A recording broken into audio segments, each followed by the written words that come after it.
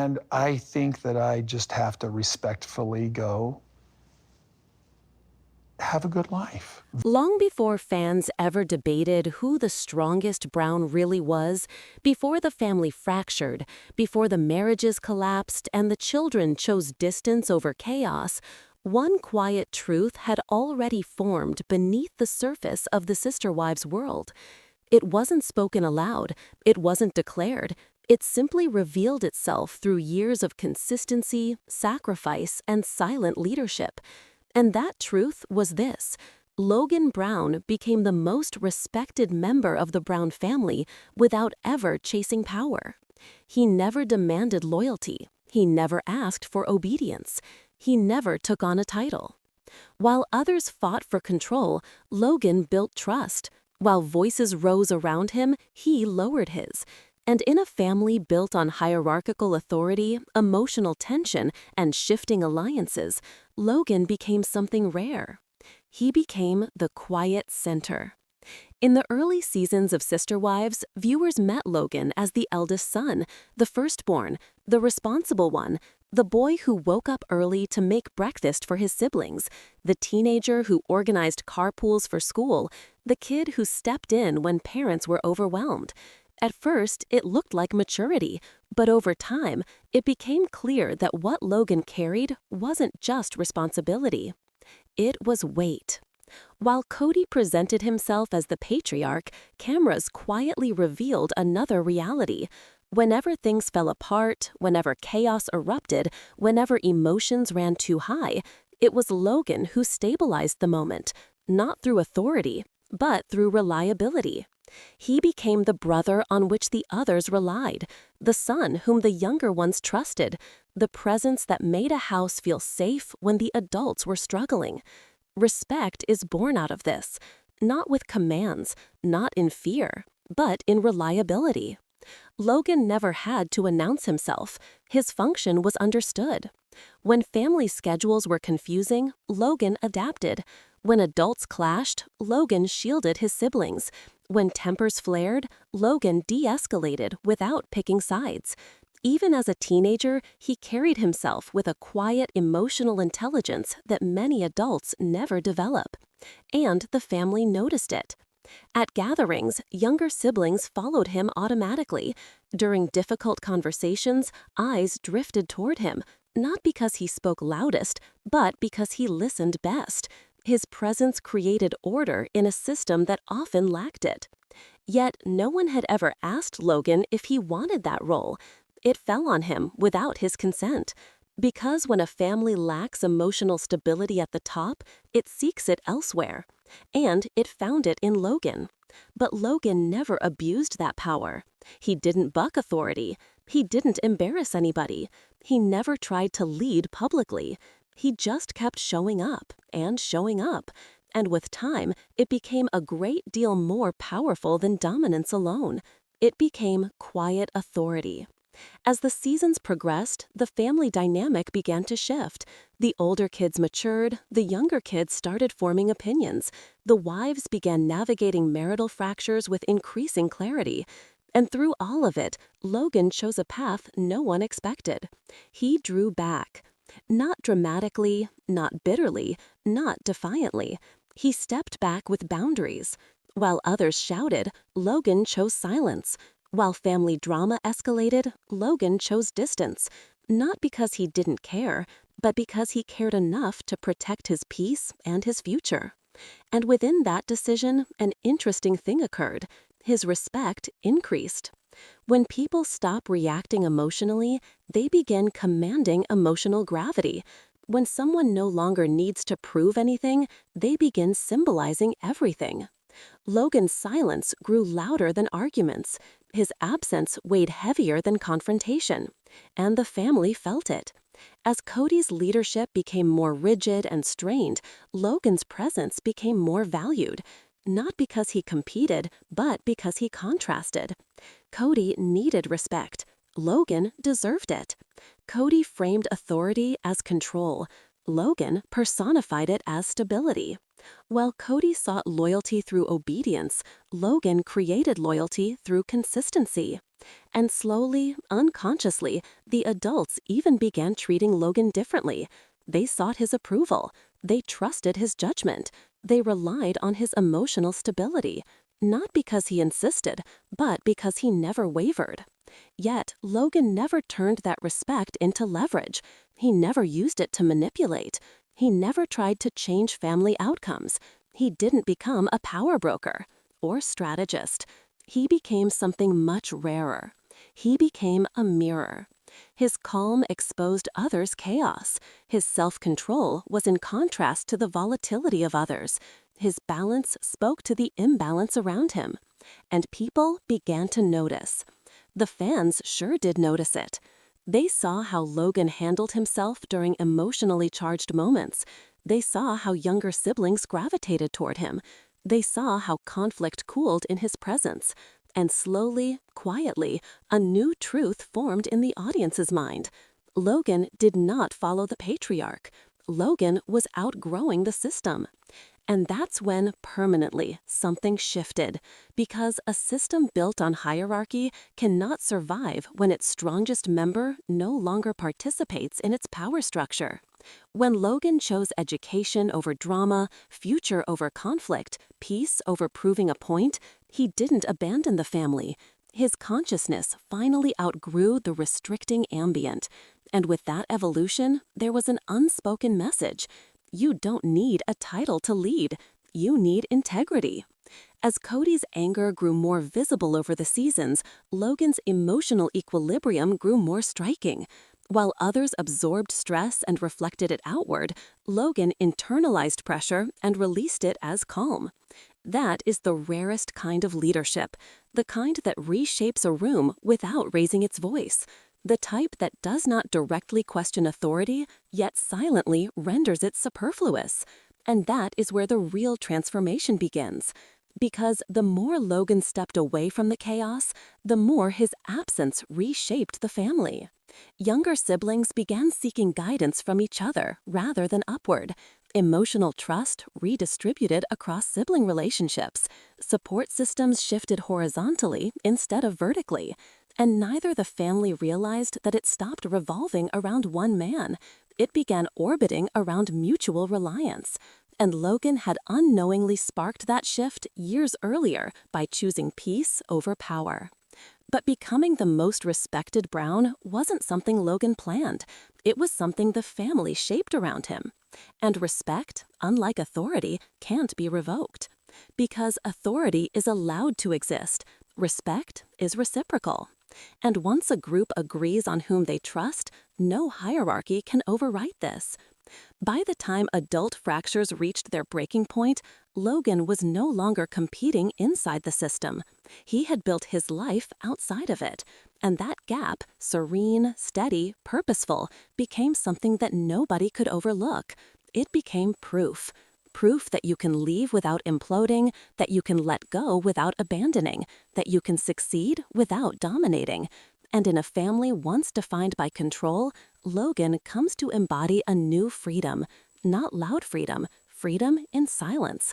The kind that doesn't challenge power directly, it simply renders it irrelevant. And that's how Logan became the most respected Brown, by never even trying to be. Because he never ran after the position. He simply lived in a way that made it unnecessary. And that quiet transformation is only the beginning. As Logan moved further into adulthood, something subtle but irreversible happened within the Brown family. The gravitational pull shifted. It didn't happen with arguments or ultimatums. It happened quietly, through absence, through maturity, through the unmistakable contrast between who Logan was becoming and what the family structure was unraveling into. For years, the family had revolved around urgency. Decisions were rushed, emotions were amplified, authority was asserted loudly. But Logan's adult presence introduced something the family had rarely experienced before: stillness. He no longer lived in the middle of daily chaos. He no longer managed breakfast rotations or sibling logistics. He no longer absorbed emotional overload on behalf of the household. And when that stabilizing force disappeared, the absence exposed just how much weight he had been carrying. Some of the younger siblings felt it immediately. They reached out to him not for permission, but for grounding. They didn't ask him to solve problems, they asked him to listen. And he did, without judgment, without pressure, without inserting himself into family politics. It was the first time many of them experienced unconditional emotional safety. While the family fractures grew more visible on screen, something different was happening off-screen. Logan was building a life rooted in privacy, intention, and forward momentum. He didn't capitalize on fame, he didn't trade on the family name, he didn't leverage public attention for personal gain. He selected the unremarkable path: education, friendships, stability, long-term planning. And ironically, that made him extraordinary. Because every time chaos erupted within the family, Logan's steadiness became more pronounced. As Kody's relationships with the wives deteriorated, authority began to lose meaning. The word patriarch no longer carried emotional weight. And when authority weakens, families look for emotional leadership instead. They didn't find it in titles, they found it in Logan. Without ever positioning himself as a replacement, he naturally became the emotional North Star, not because he pushed, but because he never pulled. He didn't demand loyalty, he didn't demand alignment, he didn't claim anything, and that made him trustworthy. As the siblings grew older, their loyalty patterns evolved. Younger brothers and sisters stopped measuring acceptance through their father's mood. They began measuring safety through each other, and through Logan's example. When arguments flared, Logan didn't insert himself into conflict, he checked in afterward. He didn't take sides publicly, he validated emotions privately. That is how respect deepens, not by domination, but through discretion. Even some of the wives began to see him differently, not as the eldest child, but as the most stable adult in the room. There were moments during family gatherings where conversations paused when Logan spoke, not because he claimed authority, but because his words were measured, thoughtful, calm. It created a dynamic inversion no one could overtly acknowledge. The influence had shifted from vertical to relational. Power once flowed from the top down. Now it flowed between those who felt safe. And Logan, unintentionally, sat at the center of that safety. Yet even then, he shunned the limelight. When asked about family conflict, he declined to comment. When invited into dramatic group conversations, he excused himself politely. When given space to criticize publicly, he chose silence. And that silence spoke volumes. While everybody else explained, justified, and defended, Logan lived. He stepped forth. And that forward movement created contrast. The siblings who remained close to him began reflecting his emotional maturity. They learned boundaries earlier, they chose healthier relationships, they resisted the need to perform family loyalty for the camera. Logan modeled a different way to belong. You do not have to sacrifice yourself just to prove loyalty. You don't have to stay in chaos to be connected. You don't have to fight to be seen. You simply have to be consistent. Consistency became Logan's quiet legacy. Meanwhile, Kody grappled with the wearing away of influence. His authority had once been unquestioned, but as the children matured, they no longer feared his disapproval the way they once had. And whenever conflicts arose, they looked sideways instead of upward. He felt it. The change unnerved him. He tried asserting control with stricter expectations, louder declarations, and emotional ultimatums, but none of it landed the way it once had. Because the family had something more vigorous than authority. They had perspective. And much of that view had been quietly shaped by Logan's example. He never instructed his siblings to refuse control. He never told them to question structure. He showed them only what grounded independence looked like. And once people are presented with that model, they can't unsee it. It was no longer the case that chaos was inevitable for this family. They no longer viewed dysfunction as normal. They no longer equated submission with love. They envisioned alternatives. And those alternatives changed everything. At family events, Logan became a bridge, not between adults, but between siblings. He moved through gatherings with ease, without tension, without anxiety, without performance, and younger siblings paid attention. Because for the first time, someone in their world wasn't reacting. He was electing. And choice is the beginning of freedom. As the marriages deteriorated publicly, Logan never let the collapse define his identity. While others engaged in emotional fallout, public narrative control, and reactionary behavior, Logan remained steady. He attended meetings, always silently. He supported from the background. He lived his life without needing any validation. And in doing so, he accumulated the kind of respect that doesn't fade when circumstances change, of the kind that deepens with time. The fans started seeing it too. They saw the difference between someone chasing relevance and someone content without it. They saw how rarely Logan appeared on camera and how deeply felt his absence was. They noticed that family gatherings felt heavier when he wasn't there. They noticed that siblings relaxed when he was. And slowly, the audience began speaking the truth the family hadn't fully admitted yet. Logan then became the emotional leader, not because he tried, but because all the others were weary of war.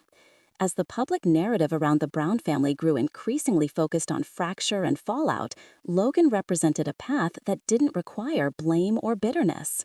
He represented continuity without confinement, connection without control, strength without spectacle. And perhaps, most importantly, he represented peace sans abandonment. That is why the respect for him transcended screen time. It transcended loyalty politics. It transcended relational alliances, because it wasn't tied to circumstance. It was tied to character, and character does not break under pressure. It explains. But the more Logan's example solidified, the more it revealed something deeper and more complicated. Because respect gained quietly can sometimes become a symbol others struggle to look at. His life was one big mirror, a mirror reflecting what the family could have been, balanced, stable, intentional, if chaos hadn't defined it. And rarely are mirrors comfortable. For some, Logan's quiet success felt relief, proof that it was possible to leave the dysfunction behind. For others, it felt like loss, like watching something they never got to experience. And for Kody, though he wouldn't admit it, it felt like replacement. Not in role, but not in influence. And that realization would begin shaping new tensions, unspoken, unresolved, and quietly powerful. Because while Logan never challenged him directly, the family had already started making comparisons internally.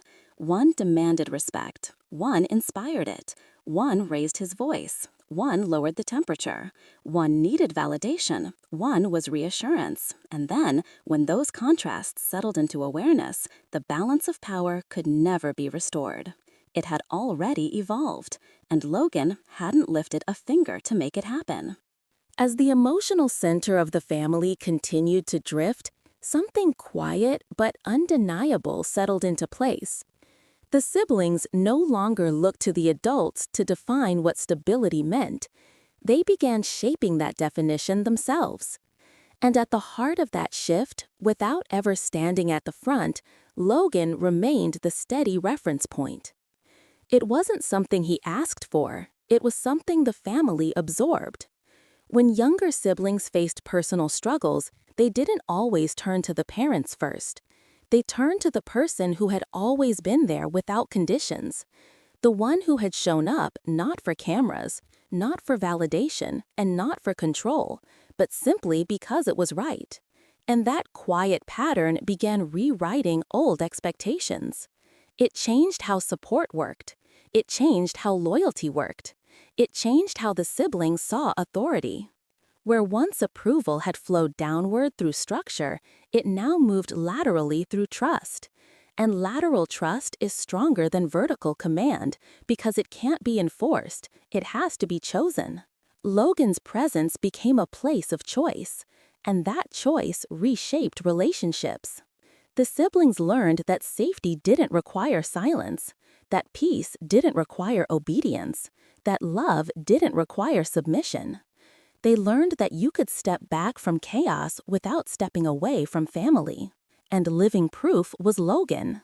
He was still connected, but he was no longer entangled. And that distinction changed everything. As time passed, the contrast between his life and the family's internal turmoil became impossible to ignore. While emotional storms continued within the core structure, Logan's world remained grounded.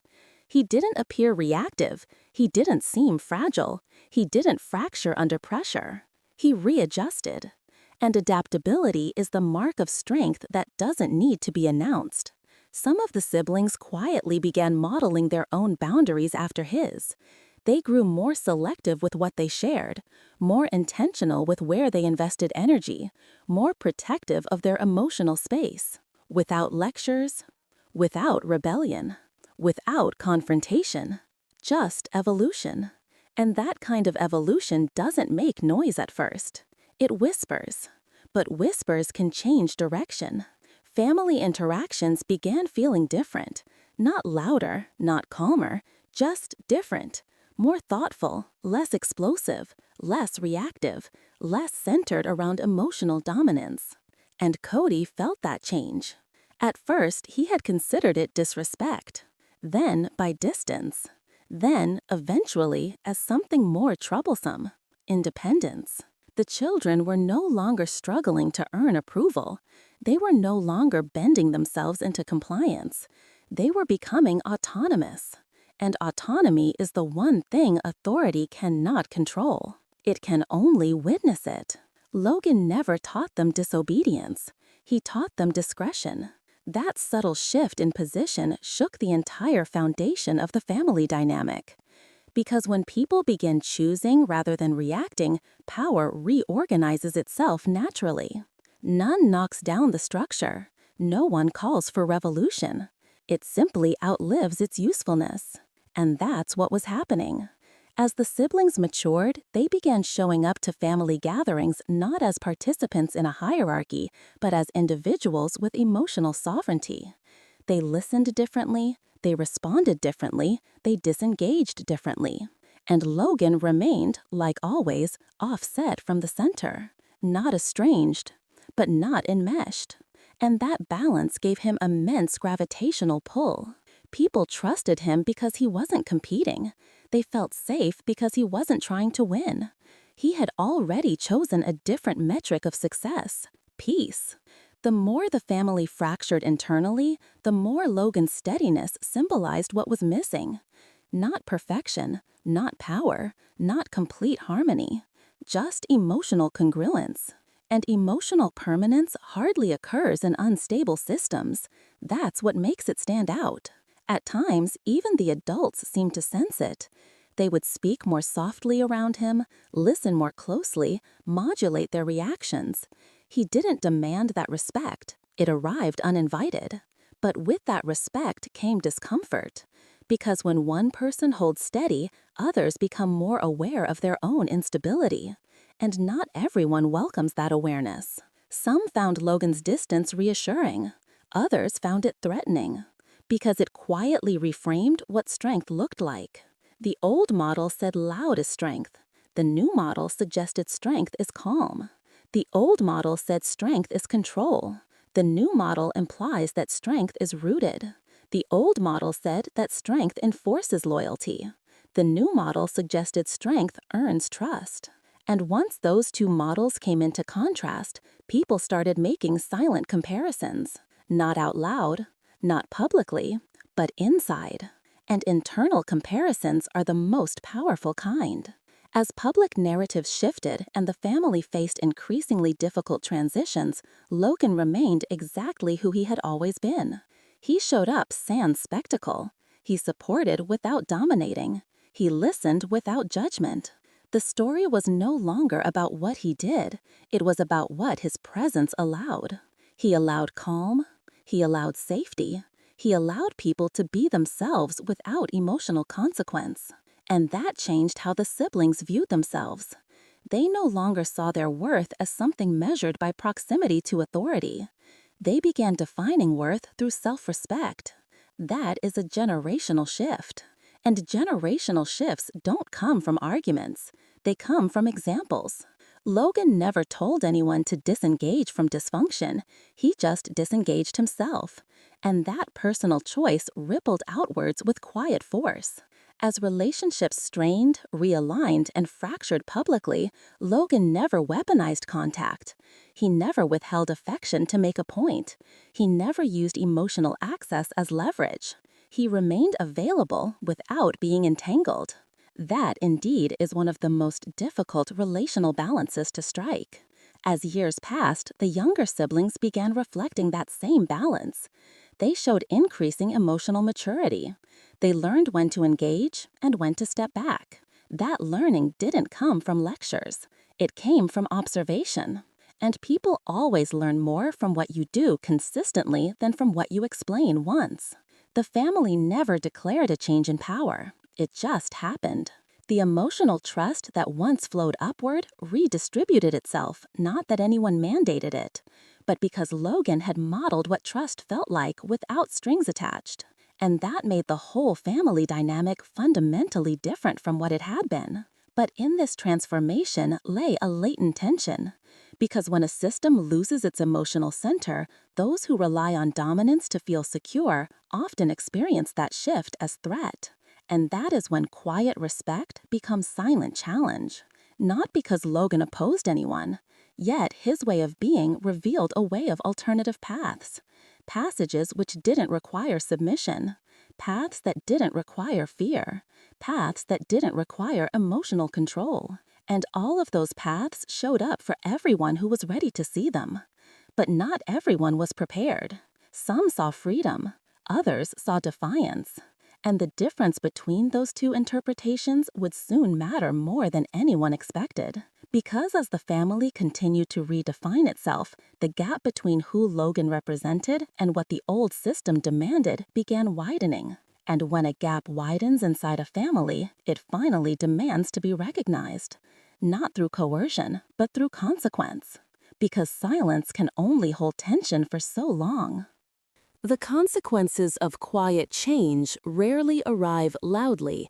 They arrive through distance, through pauses that grow longer, through conversations that don't happen anymore, through the slow realization that what once felt permanent has quietly become optional.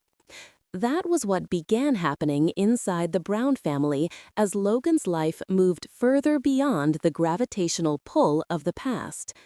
At first, the distance felt practical. Work schedules, geography, commitments, the normal reasons families drift. But over time, it became clear that something more fundamental had shifted. Logan wasn't just physically elsewhere, he was emotionally elsewhere too. Not withdrawn, not cold, just rooted in a different reality. And that reality didn't revolve around constant conflict. The family noticed that when Logan did show up, he didn't carry the same emotional charge as before. He wasn't bracing for tension, he wasn't preparing for fallout, he wasn't managing the mood of a room before entering it. He just came as himself, and that alone changed the atmosphere completely. Because when one person is calm in a charged environment, they don't just bring peace, they highlight unrest. Conversations slowed in his presence, voices softened, arguments lost momentum. People became more aware of what they were saying and why they were saying it. Not because Logan demanded respect, but because his calm made chaos feel unnecessary. But calm can be uncomfortable for people who are used to intensity. For those who equate emotional volume with emotional truth, stillness can feel like judgment. And for those who rely on control to feel secure, autonomy can feel like rejection. The family started responding to Logan's presence in two different ways. Some felt grounded, others felt exposed. And that difference began shaping relationships in ways no one openly acknowledged. Younger siblings leaned closer to him. They mirrored his emotional regulation. They spoke with more clarity. They reacted with less volatility. They didn't escalate as quickly. They didn't spiral as often. Even their fights were different, shorter, cleaner, less suffocating. And that shift was no accident. It was learned, because they had spent years watching how Logan navigated emotional landmines without detonating them. They learned that one doesn't have to win in order to be right, that you don't have to dominate to be heard, that you are taken seriously without having to go to an explosion. They learned restraint, and restraint is rare in families shaped by intensity. Yet not everyone grew comfortable with that evolution. For some, Logan's restraint felt like emotional distance. For some, his boundaries felt like disengagement. For some, his independence felt like abandonment, even though it was nothing of the sort. Because when people are used to emotional immersion, boundaries can feel like absence. And that is where silent misunderstandings began to form. Not spoken, not argued, just felt. The family dynamic no longer responded to the old rhythm. The tempo changed, the emotional volume recalibrated, and anyone who tried to return to the old patterns found that they no longer landed the same way. Authority no longer carried automatic weight. The existence of Logan itself redefined what influence looked like without trying to. The longer the redefinition remained unsaid, the more tension was quietly generated. There were moments, small, almost invisible, where the difference became unmistakable. A family discussion in which voices were raised, and Logan had nothing to say. An emotional confrontation where others demanded alignment, and Logan declined to choose sides.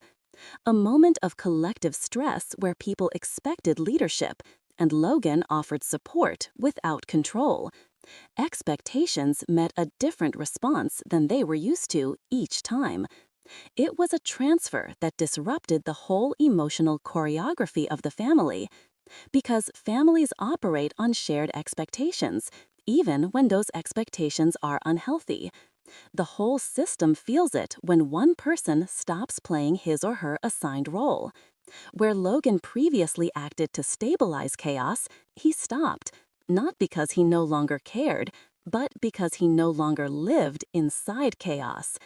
That distinction mattered, and it forced everyone else to confront a truth they had long avoided. Chaos was not inevitable anymore. And when inevitability is gone, accountability appears. Some accepted that responsibility, others resisted it. That resistance only emerged as emotional distance, not open conflict. Invitations became less frequent, answers became more guarded, access became more conditional. Not because Logan changed, but because the environment around him struggled to relate to who he had become. It is hard for others to keep old dynamics going with someone who has outgrown it, and growing out doesn't mean exiting. Sometimes it just takes not shrinking anymore. Logan did not shrink to fit the emotional pressure. He went beyond it, and the family had to decide whether to follow or stay perched inside the familiar turbulence. This was not a dramatic rupture. It was a gradual divergence, and divergence reshapes systems more deeply than does confrontation. As public narratives intensified, as private fractures deepened, Logan held steady in a way that made the contrast impossible to ignore. He didn't pursue closure, he didn't demand explanations, he didn't work to reconcile them. He allowed relationships to find their own truth, and that choice was both liberating and unsettling. Liberating because it removed pressure, unsettling because it removed illusion. Without pressure, people show what they really want. What they sometimes really want is distance, not out of malice, but out of kilter. As the family continued navigating emotional storms, Logan's role transformed once more. He was no longer the balancing factor within the system. He became the reference outside of it. People began orienting toward him as an example of what life could look like beyond constant upheaval, not because he preached it, but because he lived it. And living examples reshape belief. Some siblings began emulating his approach. They reclaimed privacy, they simplified their emotional commitments, they disengaged from cycles of reactivity. Others demurred, not because they opposed it, but because separating psychologically from familiar patterns, even harmful ones, requires courage. Courage arrives at different times for different people. The family was now in two emotional zones at one time, one shaped by reactive intensity, the other forged through intentional calm. And Logan stood clearly in the latter. The gap between those two zones silently spread out, not through struggle, by contrast. With increased contrast came increased awareness. The normal began to be seen with new eyes. They saw exhaustion in the constant emotional struggle. They saw the cost of living without stable boundaries. They saw the cost of prolonged relational imbalance. And against that backdrop, Logan's calm didn't look passive anymore. It looked powerful. Because power that doesn't need to prove itself rewrites how everyone else understands power. But with power comes projection. Some projected admiration, others projected resentment, and that emotional split created an unspoken strain that lingered beneath the surface. Not enough to explode, but enough to change everything in silence. Of it all, Logan never confronted anything directly, and in that restraint, the distance deepened. Not because he retreated, but because others didn't know how to meet him where he now stood. The old emotional language no longer worked. It hadn't totally formed into one yet. So silence widened, and meaning congregated in that silence. Meaning about who he was, meaning about what he represented, meaning about what the family had become. Some of them viewed him as an embodiment of what they wished they had earlier. Others viewed him as proof that change was possible.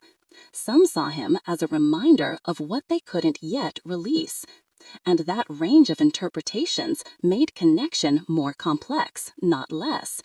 Because when people interpret the same calm in different emotional languages, misalignment follows naturally. Yet even through that misalignment, respect for Logan never diminished. It just changed shape. It grew quieter, less performative, more internal. Because you don't need to praise what you deeply trust. You lean on it when you are ready. And the family kept on leaning, sometimes from close and sometimes from far, but always with acknowledgement, always with consciousness, always with silent consent. That Logan had altered the emotional temperature of the family forever, without force, without confrontation, without ever trying. And that would soon involve a transformation into its final, irrefutable state. There comes a moment in every family where the truth stops whispering and begins to speak plainly. Not through arguments, not through dramatic confrontations, but through the accumulation of choices, small choices, consistent choices that reveal the direction of someone's life with absolute clarity. For Logan, that moment came slowly and then all at once. He didn't announce a separation from the family. He didn't reject anyone. He didn't burn bridges or make declarations. He simply continued living a life that no longer orbited around the emotional storms he had once been forced to navigate.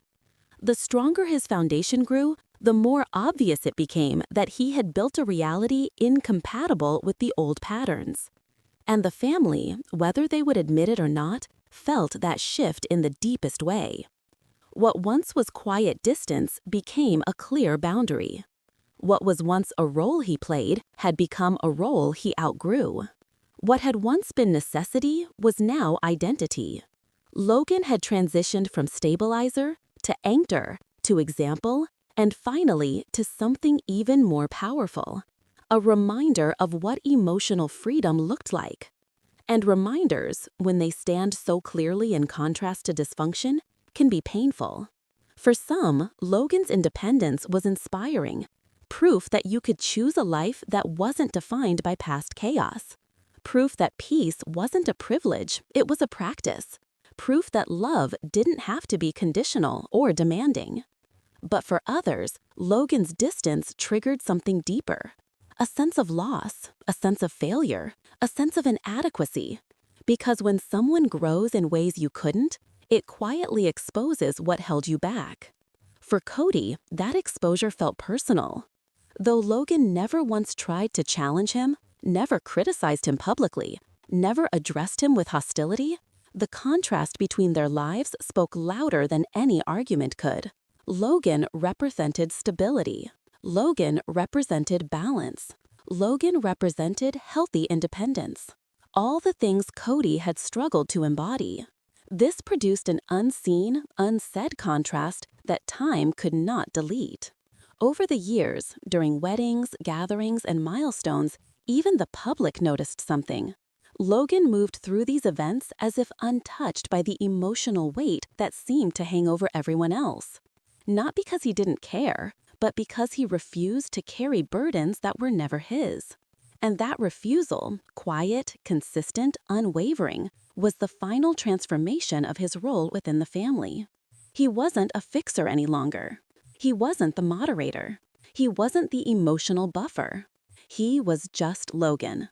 And being simply Logan was enough. But for the family, that realization brought forward a reckoning.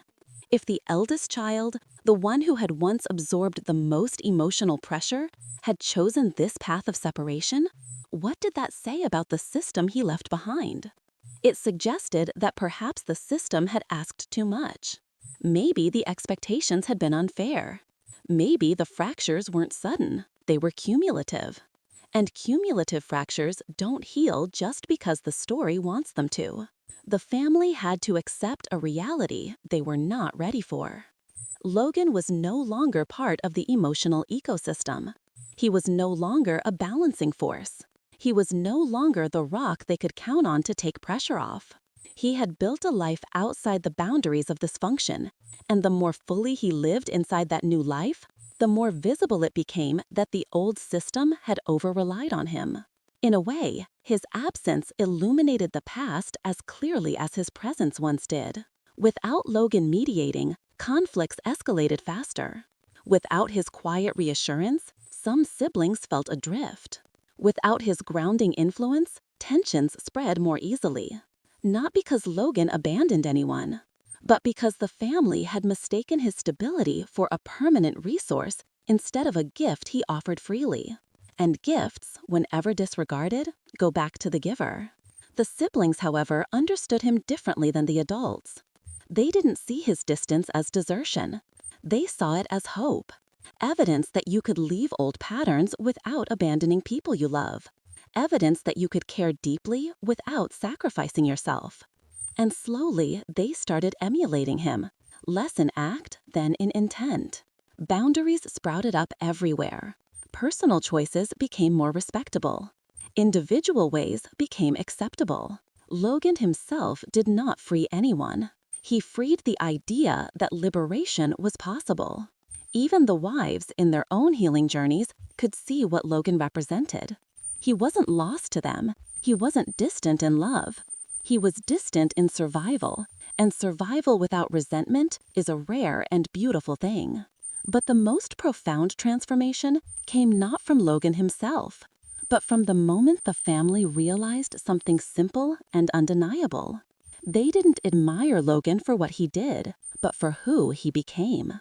Respect rooted in action is easily broken. Respect which comes from identity is permanent. And that permanence made Logan's role in the family feel complete in a way titles and hierarchies could never replicate.